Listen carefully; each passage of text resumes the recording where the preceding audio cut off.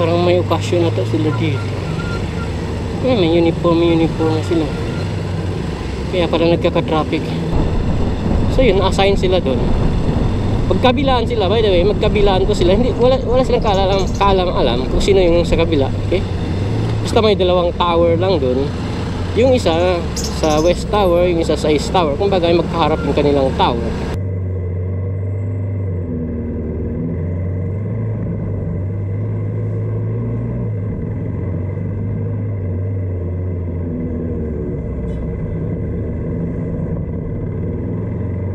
To my party, we're just getting started. A life is a dream or a nightmare scarring. Hand me a drink cause I think I'm going on.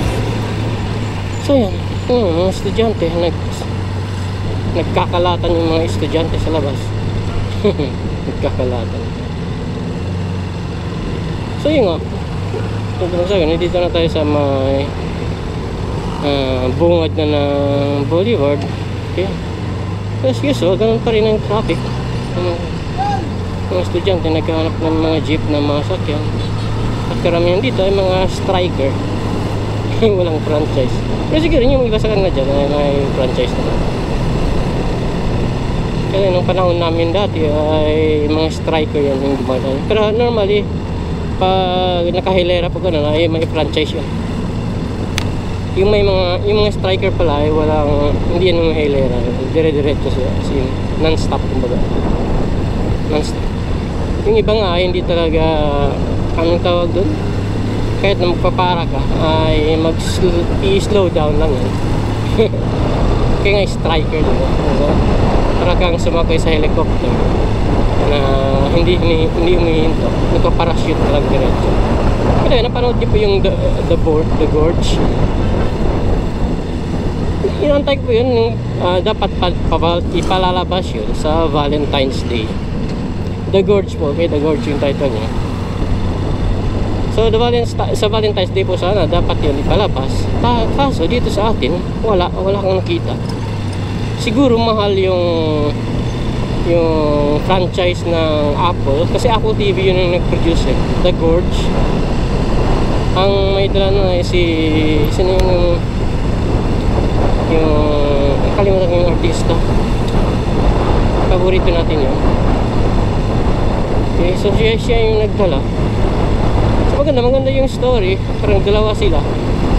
Parang sniper po sila, okay? Sniper sila, pero hindi po yun hindi war movie yun, okay? Sniper sila, tapos parang contract sniper sila, okay? In short ay parang anong tawag dito? Anong tawag dito? Yung mercenary, parang mercenary sila. Tapos kinontak sila ng kumpanya, ng isang kumpanya na maging sniper nga sa The Gorge na yun. So hindi nila kung anong The Gorge na yun, kasi hindi sinabi sa kanila kung ano yun, at hindi rin sinabi sa kanila kung saan yung lugar na yun. So yun, assign sila doon. Magkabilaan sila, by the way, magkabilaan to sila. Hindi, wala silang kaalam-alam kung sino yung sa kabila, okay? Basta may dalawang tower lang doon. Yung isa sa West Tower, yung isa sa East Tower. Kung bagay magkaharap yung kanilang tower na halos siguro mga 500 meters yung layo. Yung mga 500 meters yung layo, ganyan. Ay, hindi naman 500 meters kasi siguro mga 100 meter lang yung layo. Ayan.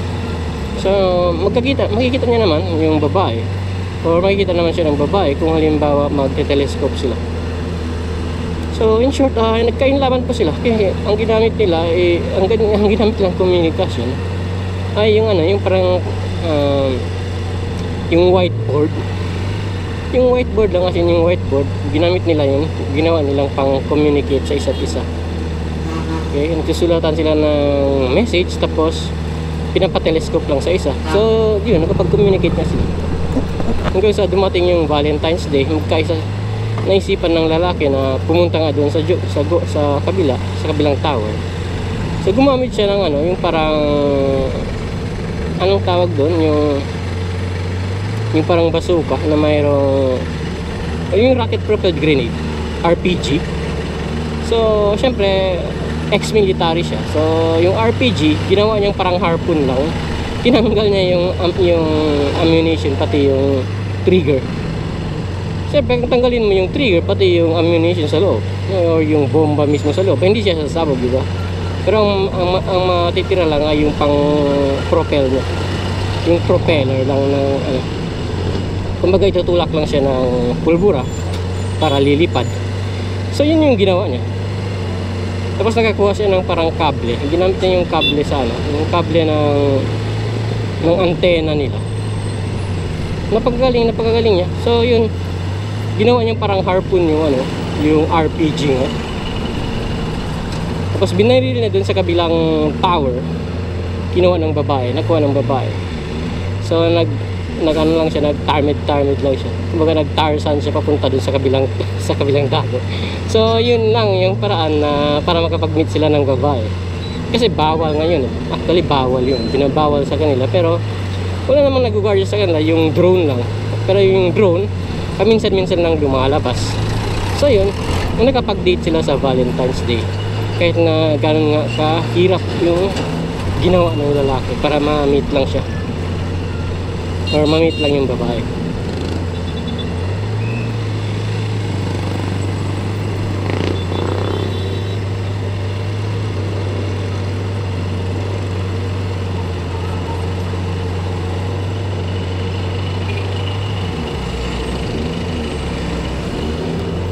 Grabe naman ang traffic dito. Saan nagre-record pa yung ating GoPro? Hindi ko alam, hindi ko nakikita. Saan nagre-record pa to? Okay.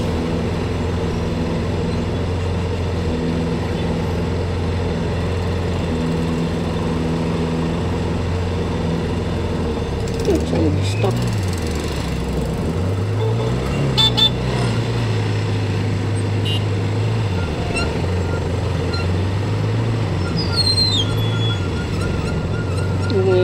Parang may okasyon nata sila dito.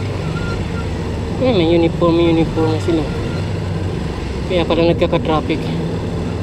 Parang mga ano to, yung mga tanggap ng ayuda. Ano yun, yung mga nanay. Mga nanay na tumatanggap ng ayuda. Yan, namimigay ng bigas. Mga kay Olaso pala yun. Namigay si Olaso ng gift sa mga nanay. Yung mga 4 piece, yung parang mga gano'n. Kaya pag nagka-traffic dyan, ito normally yung mga 3 o'clock, wala pa naman traffic dyan. So anyway, mabalik tayo sa The Gorge. Yun nga ang nangyari. Ginamit nila yung RPG para makapag-meet. Ngayon ako sana si Mrs. na manood yun ng movie. Kaya lang, yun nga, hindi pinalabas. Pinunta na ni Mrs. sa KCC, akala niya pinalabas na rin.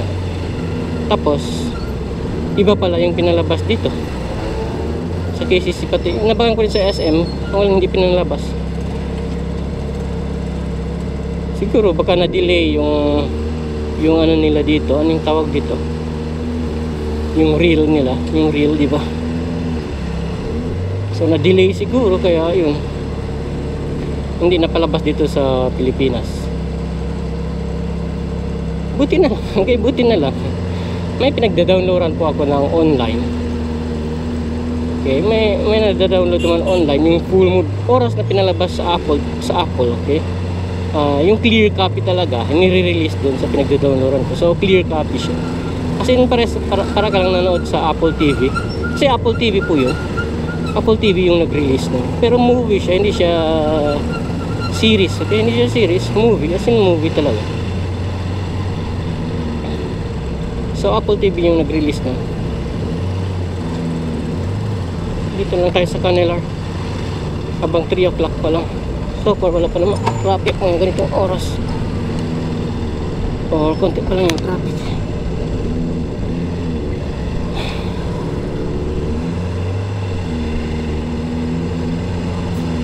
Dito lang ma-traffic talaga yan. Sa may traffic light. Kasi marami yung papunta dito sa may San Jose.